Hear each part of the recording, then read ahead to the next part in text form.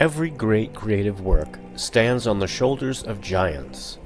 Welcome to RetroInspection, where we examine and find out where the things we love today came from. The actual structure of Dracula, the novel, it's an epistolary novel. Yep. What we've encountered this before. Well, yeah.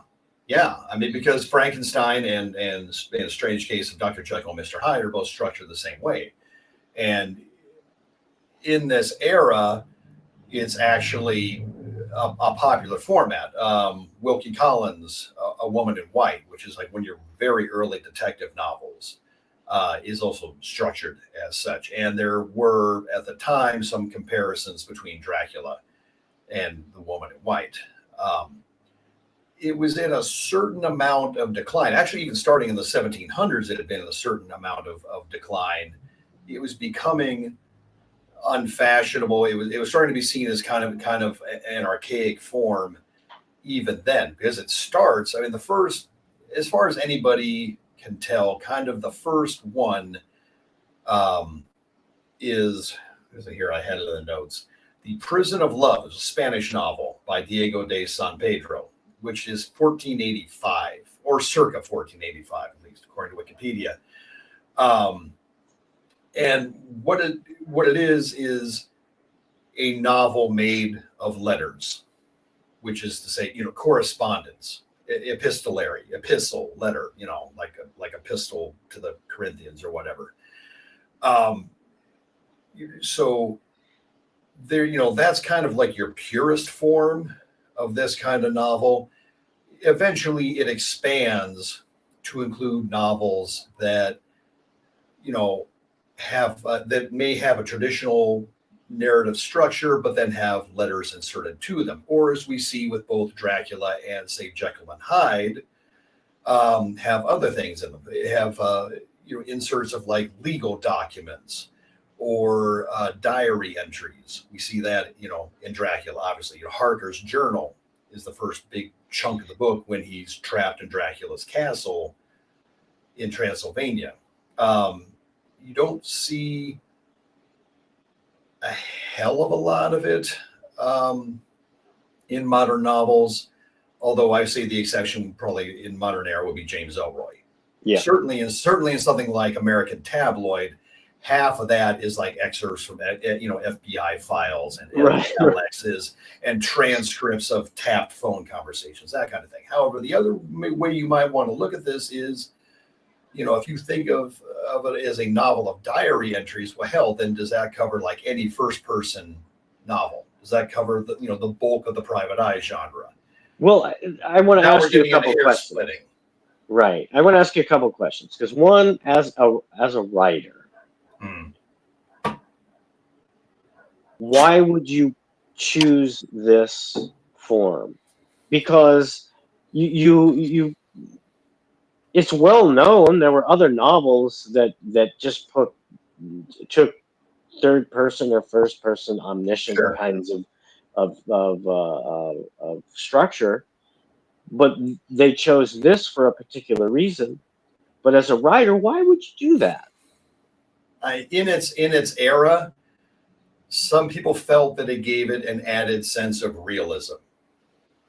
I mean, it was not quite a torn from the headlines kind of a thing, but you don't have the mediation of the third person omniscient narrator.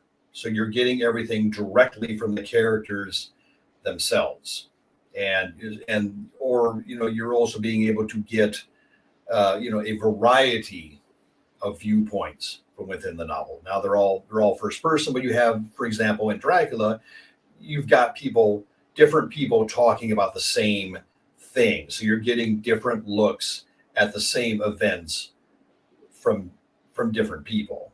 So maybe that takes us into like a Rashomon thing. Okay. So that does make sense. I mean, the author, being Stoker, is allowing us to see events from different viewpoints, giving us clues about what's going on from their perspective. I see that. However, when you're reading the book, Yeah.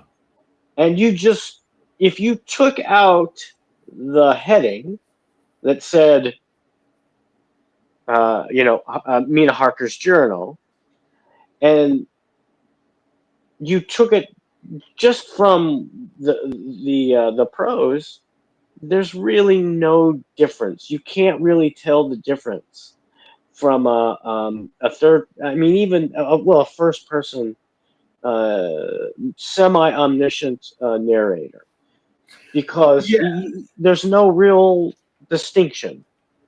It's not like, dear Nick, I spent my time today doing, and you list these things. It's an actual narration of what occurred. Sure.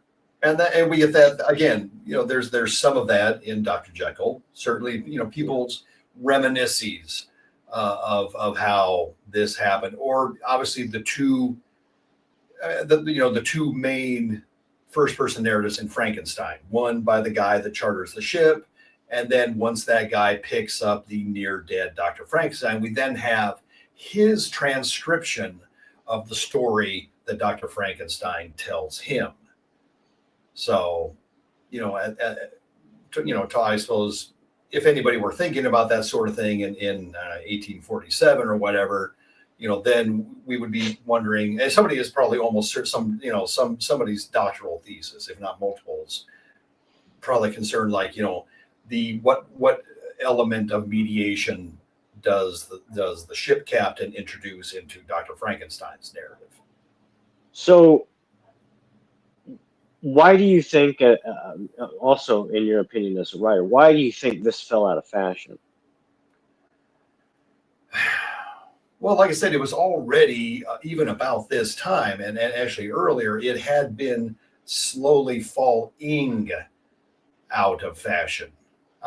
We've looked at some other stuff from not too long after this. The Whatsums. I just blanked on the serial killer, the French guy.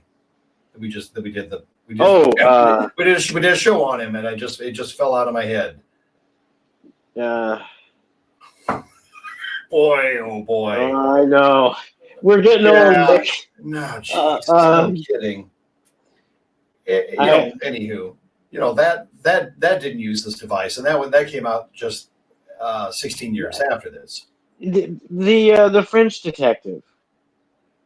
What was his name? The French detective chasing the master criminal. Right. Also, like a bloodthirsty maniac. Oh dear God! The Joker antecedent. Yeah, great. Right. So, it's in here somewhere. It'll pop. Right. And if not, we'll maybe put it in the notes if we can think of it. In all seriousness, I guess my guess would be that, one, it was a pain in the ass for both writer and reader. Yeah. That's my guess. Because the writer has to keep track of all of these different things in different voices, and as you just alluded, you have to differentiate between those different voices. And yes, Stoker does a job of that, I think, and it sounds like that's kind of where you're coming from. And so the reader has to remember who the heck, without going back a dozen pages to see like the heading, is this from Dr. Seward's gramophone recordings, or is this from Mina's thing, or is this from Harker's pocket notebook, all of that doodah. And the other, like I said, the other part of that would be simply just doing a straight first or third person narration. It's simply easier for writers. It's easier for writers and for me as a reader, because I don't have to.